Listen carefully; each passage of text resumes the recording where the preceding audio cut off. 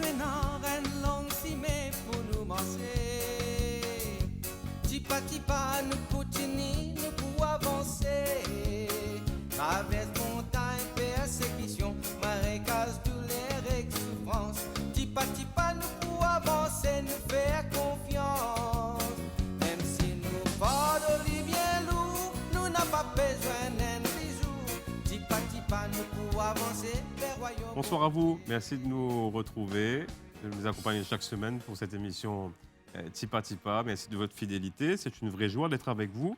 Ce soir, nous allons aborder le thème de l'écologie, un thème vital pour la survie de la planète, mais aussi pour ses habitants.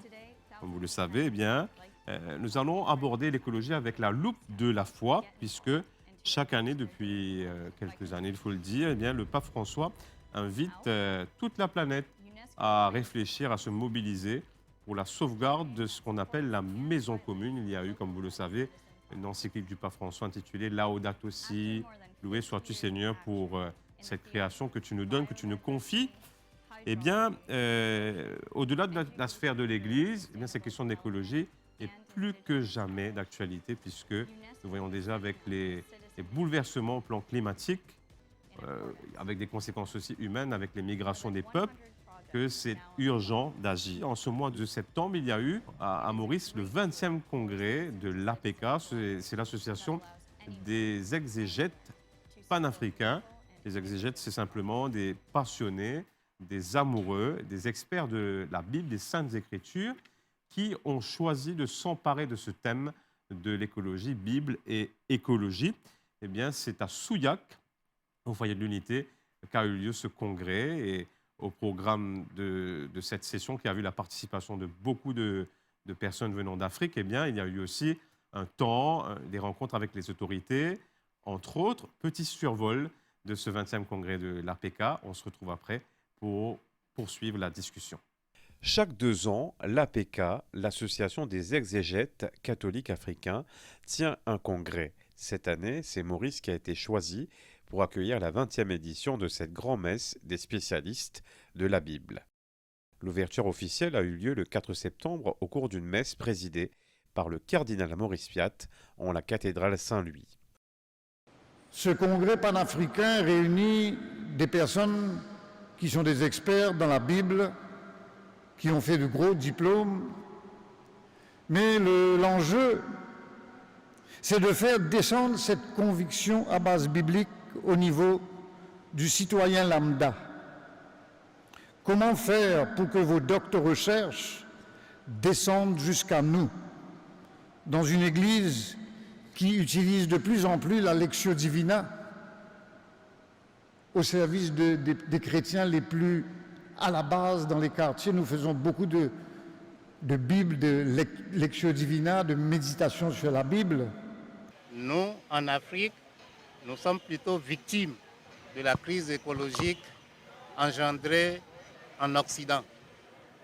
Mais nous nous sentons pareillement concernés parce que si ça va mal là-bas, ça va très mal chez nous. Soutenu par Rome, l'APK, l'Association panafricaine des exégètes catholiques, a été fondée à Yaoundé, au Cameroun, en 1987. Elle a pour objectif la promotion de la recherche biblique au niveau scientifique dans une perspective africaine. Les habitués de Tipa Tipa nous avancés, merci de nous rejoindre. Nous sommes ici au foyer de l'Unité à Souillac, dans ce beau cadre entre terre et mer. Eh bien, se déroule le 20e congrès de l'Association panafricaine des exégètes africains catholiques. Alors, qu'est-ce que c'est qu'un exégète? C'est tout simplement une personne, ça peut être un clerc, un prêtre, un laïc, une personne dont la spécialité dans la passion est justement d'interpréter les Saintes Écritures, la Bible. Et eh bien, cette année, cette conférence qui se déroule à l'île Maurice, ce 20e congrès de l'APK, eh bien, est axée autour du thème Bible et écologie. Plus d'une quarantaine de participants venus d'Afrique et de la région ont répondu présents à ce 20e congrès. Travailler pour l'écologie, ça nous demande de changer notre mode de vie, d'aller moins en voiture, de prendre plus de transport public, de réduire sa consommation, de se servir de moins en moins de plastique, de réduire le gaspillage, d'avoir une vie sobre. Et alors on se dit, c'est pas agréable de faire tout ça. Alors, ça passe un peu au second plan.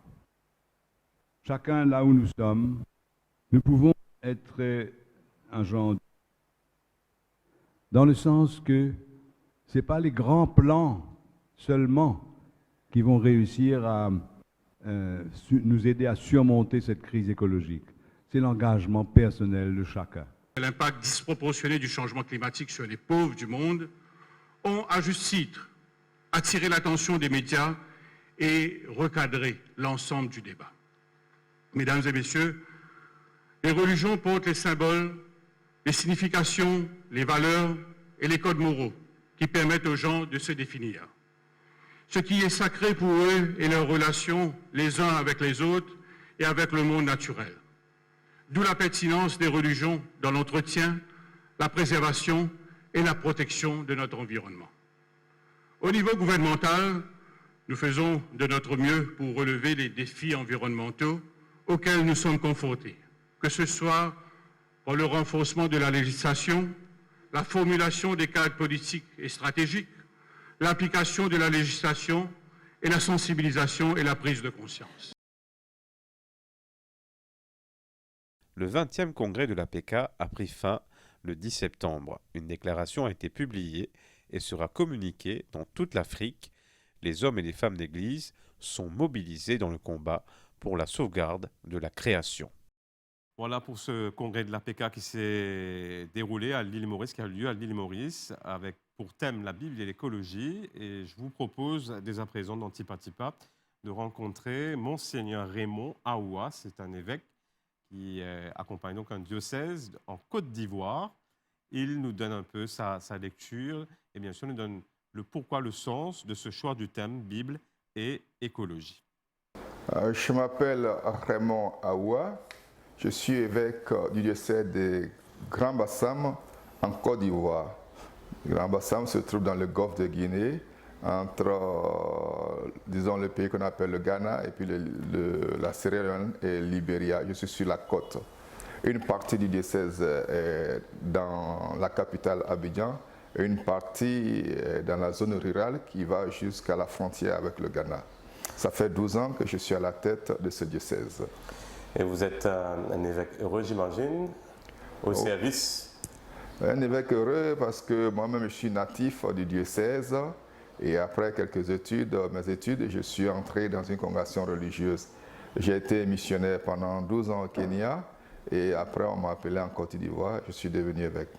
Je suis bibliste de formation et j'ai travaillé aussi dans l'enseignement. Voilà. Alors cela nous amène justement à votre présence ici. Pourriez-vous nous dire un peu plus sur cette mission de l'APK que vous accompagnez? Et puis, bien sûr, qu'est-ce qu'un exégète? Parce que ce terme n'est pas très connu, très ventilé. Et pourquoi ce besoin d'être en réseau, justement, au niveau africain notamment? Alors, en tant que président de cette association depuis 9 ans, je voudrais dire qu'il y a le besoin pour les chercheurs en matière de Bible de se retrouver, pour confronter les idées, pour partager les idées et surtout le fruit de leurs recherches. Vous savez, la Bible, c'est la parole de Dieu. Moi, j'ai les instruments techniques de l'exégèse, je peux me plonger dedans, je peux découvrir quelque chose et peut-être faire une traduction ou bien à partir de ce que j'ai découvert, faire un message. C'est vrai, j'ai pris l'Esprit Saint avec moi, mais ce que j'ai découvert, je dois partager avec les autres, disons plus ou moins du même niveau que moi, c'est-à-dire dans le cercle des biblistes et des experts qui vont m'apporter des critiques et puis des ajouts. Mais j'ai la responsabilité aussi de montrer ça au peuple de Dieu. Donc c'est un rassemblement en vue de mettre les idées ensemble, en vue de partager les idées et d'évoluer ensemble au niveau africain. Qu'est-ce qui fait la différence entre les autres associations bibliques ou des experts et nous? C'est que nous optons pour une méthode d'analyse et d'étude contextualisée. C'est-à-dire qu'une fois qu'on approche les textes bibliques et qu'on veut traduire, on veut travailler, il faut qu'on utilise le contexte africain. Il faut que la parole de Dieu s'adresse à des Africains. Ce n'est pas la même chose. Vous parlez de réchauffement climatique, par exemple. Nous, on n'a pas des icebergs qui se fondent et qui provoquent beaucoup d'inondations. Nous avons peut-être un peu de cyclones, nous avons autre chose, la chaleur, mais c'est différent. Donc, la même thématique a des approches différentes. Nous préconisons toujours une approche africaine, même dans la traduction parfois des mots. Vous savez une chose, le mot frère, en grande partie en Afrique, ça ne pose pas de problème, même quand il s'agit de ce que les Français appellent un demi-frère ou bien d'un cousin. Vous voyez? Donc, on doit tenir compte de toutes ces petites nuances et de ces petites sensibilités quand on travaille au niveau africain. Voilà la différence entre notre association et beaucoup d'autres qui existent. Bible et écologie, c'est le thème que vous avez choisi pour ce 20e congrès de l'APK. Qu'est-ce qui vous a motivé à aller dans ce sens? Eh bien, ce qui nous a motivés, c'est que le pape a écrit un document qui s'appelle Laudato Si, qui est très riche. C'est le cantique de Saint François d'Assise, qui paraît parfois très étrange. Vous voyez, il appelle mon frère soleil, ma sœur la lune. Bon, il y a déjà très longtemps qu'il a dit ça.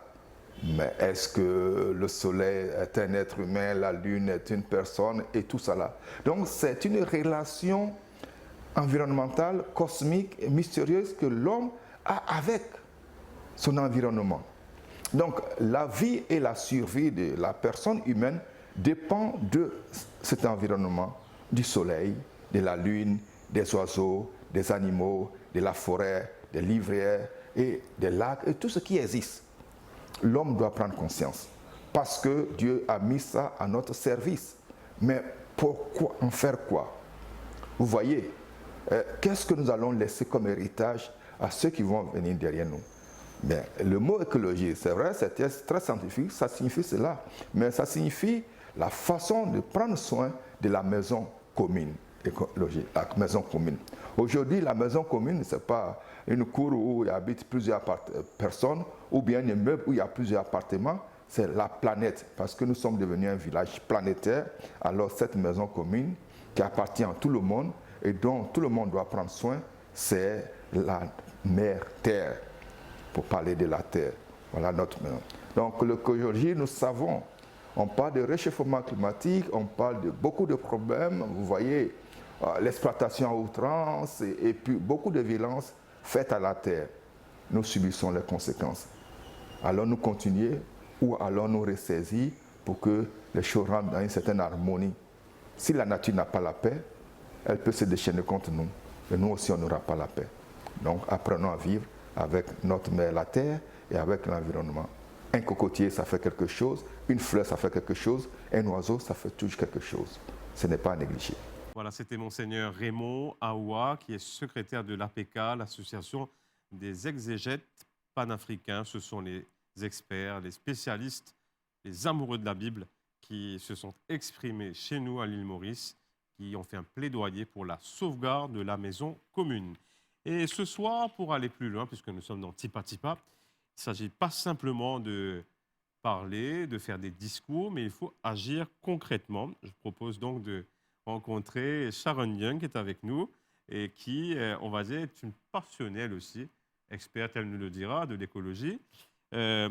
Sharon Young, je sais que on vous demande beaucoup en étant là ce soir parce que vous préférez le terrain, bien sûr aussi les recherches, puisque c'est un peu votre domaine de prédilection, à ces rencontres avec les médias, mais en même temps, c'est important aussi de témoigner. Est-ce que vous êtes capable de présenter un petit peu, Sharon, à nos téléspectateurs, qui est au background un petit peu, qui amène justement à ce thème de l'écologie? Alors, merci Rodney pour l'invitation. Je suis Sharon Young. Je suis pour l'instant consultante en développement durable pour Action for Environment Protection, l'AEP, qui est une ONG pour le diocèse de Port-Louis. Donc, dans ce sens, dès 2018, c'est à la suite d'un appel du Père Labour qui me dit que la commission Justice et Paix aurait voulu mettre en action justement le Laudato Si du pape et de venir sur le terrain, comment pour faire ça intégrer dans les écoles et dans les paroisses. Donc vous avez parlé un peu de votre engagement, comme c'est au niveau de AEP, mais en même temps, est-ce que cette question écologique-là, l'environnement, ça a toujours habité un peu votre cœur, hein, dans votre manière de porter un peu votre action? Alors, bien sûr, Rodney, c'est depuis 2008-2009, j'avais pris conscience que l'écologie allait prendre toute son importance dans la décennie à venir. Et c'est là que je décide de faire une conversion professionnelle et j'entame des études dans le développement durable. Mais à l'époque, à la fin de mes études, c'est vrai que le discours écologique n'était pas preneur. J'ai rencontré beaucoup de CEOs, etc., qui ne comprenaient pas l'urgence écologique à l'époque. Donc, j'ai dû donner du temps que le discours écologique se mette en place pour avoir une action beaucoup plus concrète sur le terrain. Alors, ça a pris 10 ans à l'île Maurice, même si dans d'autres pays, c'était déjà arrivé, les discussions au niveau dans les ONG, dans les compagnies, etc., avaient beaucoup plus d'envergure. Ici à Maurice, ça a pris beaucoup plus de temps. Mais l'écologie, j'ai ça à cœur depuis quand même beaucoup d'années. C'est porteur depuis quand même beaucoup d'années. C'est dans l'informatique avant, non? Dans tout ce qui est un peu... Oui, j'étais dans l'informatique. J'étais ingénieure informatique dans une boîte d'audit auparavant. Et là, du coup, cette question écologique, est-ce que vous avez, aujourd'hui, en franchissant, comme si, en attendant quand même 10 ans pour que tout ça se mette en place, est-ce que vous regrettez le choix, alors ça vous conforte dans ce que vous voulez continuer à faire? Au contraire, c'est comment est-ce qu'on accompagne nos compatriotes, l'humain, à faire face à ces enjeux. Ce n'est pas seulement écologique, c'est aussi économique et social. Alors, c'est pour ça que le développement durable, ce n'est pas que l'écologie. C'est vraiment un ensemble de choses qui englobe la société dans son ensemble. Alors, il y a bien sûr les actions très écologiques, comme on dit, notamment le tri des déchets, etc., mais aussi l'aspect social, la conscientisation, la sensibilisation des écoliers, des professeurs, de nos concitoyens, comment l'importance de la nature dans notre vivre ensemble, dans notre maison commune. Alors, ce qui est intéressant, c'est que vous dites l'écologie. Parfois, l'écologie, quand on parle d'écologie, on parle de l'environnement, de la nature. Et puis, quand on se prend, bien sûr, on est à l'île Maurice, un état insulaire, des tonnes, des trompes d'eau à cause du dérèglement climatique, et puis bien sûr des vagues de chaleur, puis des hivers aussi un peu plus rudes. C'est une question qui a très simplement à la question environnementale, à la nature. Mais l'écologie, il y a une dimension humaine aussi. Notre action, elle est sur 2 volets. Le premier volet, c'est tout ce que l'humain considère extérieur à lui-même, c'est-à-dire les écosystèmes naturels, la protection de la création, la protection des écosystèmes naturels, notamment la mer, les forêts, les rivières, etc. Pour cela, nous travaillons aussi avec la Mauritian Wildlife et Reef Conservation et même Mission Verte pour qu'ils viennent sensibiliser les professeurs sur l'importance de ces écosystèmes. Alors, nous pouvons protéger ce qu'on comprend quand on comprend l'importance de certaines choses. Alors, ça, c'est le premier volet externe, ce qu'on trouve externe à l'homme. Et il y a aussi l'aspect, et ça, il ne faut pas oublier, intérieur de l'homme, c'est-à-dire de l'être humain. Et ça, c'est vraiment attaquer vraiment le problème de l'écologie.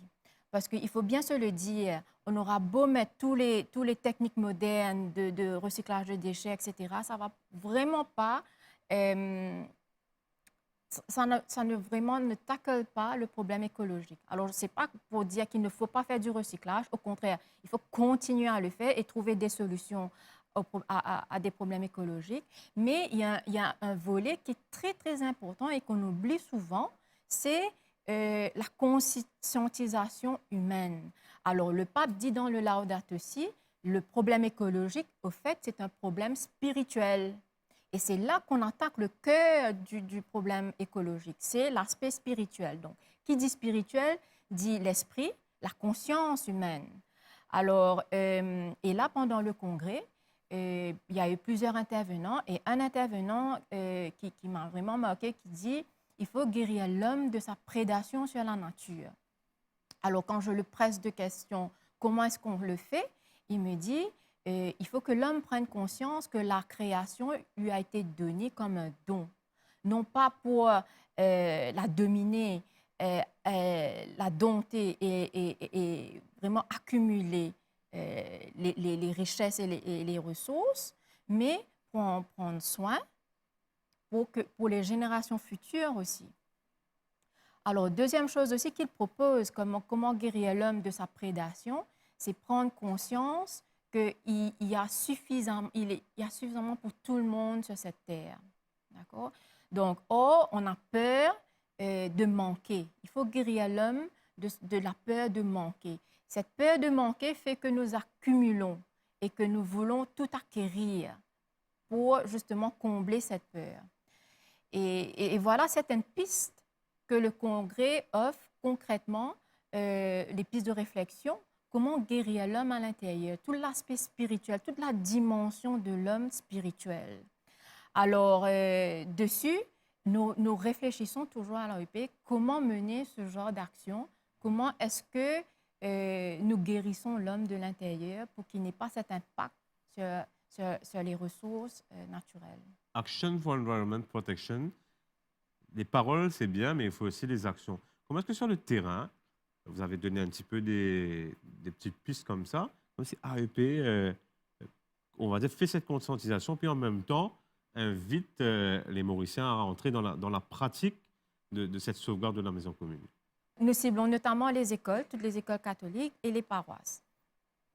Alors, dans les écoles, c'est vraiment les sessions de sensibilisation avec les profs.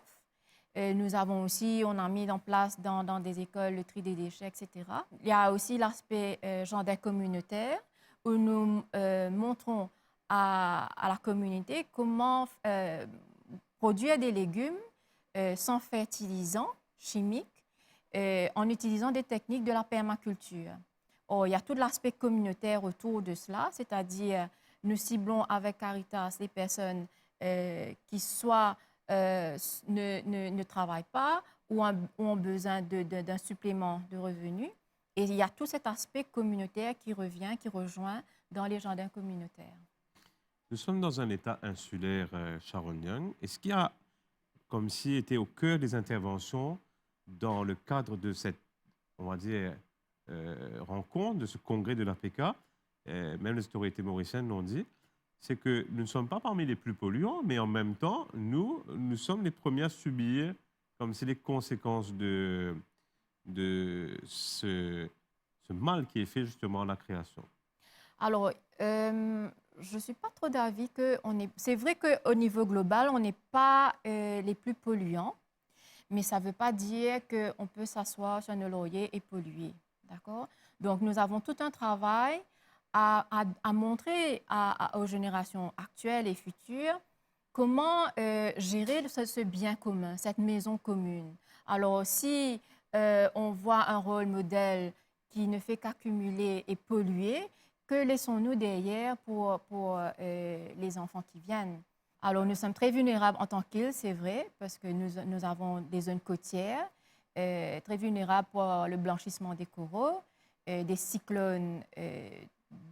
Soit nous n'avons pas de cyclones ou des cyclones de très forte intensité, et des flash floods, etc. Je crois que le Mauricien lambda sait très bien maintenant à quoi s'attendre sur les désastres écologiques à notre niveau. Merci beaucoup, Charonienne, d'être venue nous entretenir justement sur ce besoin d'avoir une conscience écologique, en même temps un comportement, des actions en faveur de la protection de la maison commune. Il ne s'agit pas que de regarder l'aspect de la nature, de l'environnement, mais aussi autour, sur la Terre, il y a aussi nous-mêmes et bien sûr nos contemporains.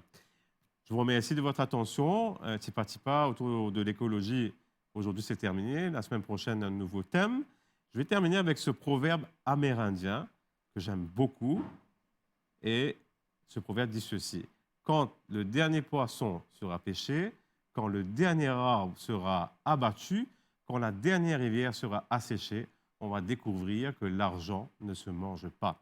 Voilà qui nous aide justement à réaliser combien notre planète est importante et bien sûr combien la sauvegarde de cette maison commune avec les êtres humains dépend de notre action aujourd'hui et maintenant. À très bientôt sur la MBC.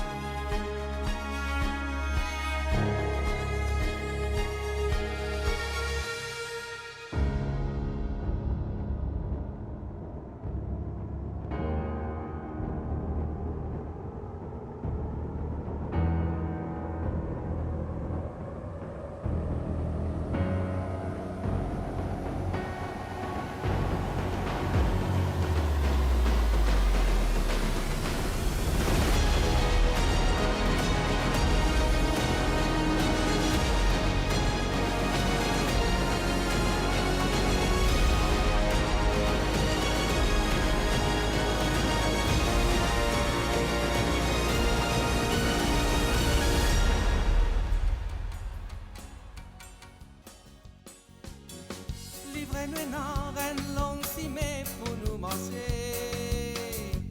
Tipa tipa nous continuons, nous pour avancer. Traverse montagne, persécution, marécage, douleur et souffrance. Tipa tipa nous pour avancer, nous faire confiance.